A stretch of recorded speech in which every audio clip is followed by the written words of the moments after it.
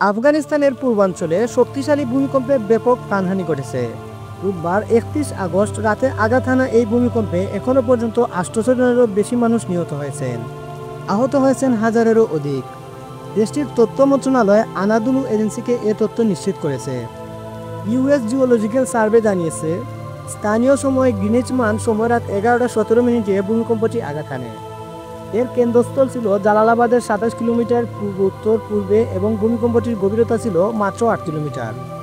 Richter স্কেলে এর মাত্রা ধরা পড়েছে ৬.০। আফগান তথ্য মন্ত্রণালয়ের একজন কর্মকর্তা জানান, কুনার প্রদেশের নুরগাল, সাউকি, ওয়াতপুর, মনুগি এবং চাপাদারা জেলায় বহু হতাহতের খবর পাওয়া গেছে।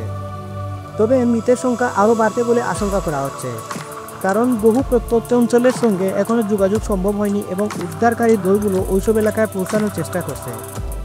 স্থানীয়রা এই ভূমিকম্পকে সাম্প্রতিক সময়ের সবচেয়ে শক্তিশালী ভূমিকম্পগুলোর একটি হিসেবে বর্ণনা করেছেন।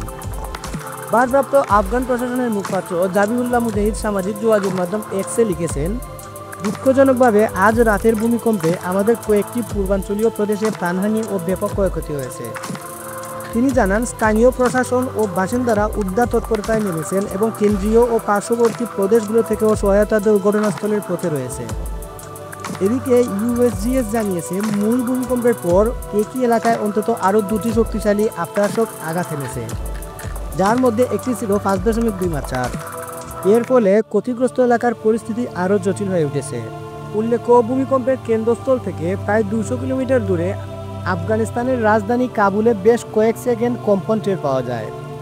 প্রায় ৪০০ কিলোমিটার দূরে পাকিস্তানের রাজধানী ইসলামাবাদেও কম্পন অনুভূত হয়।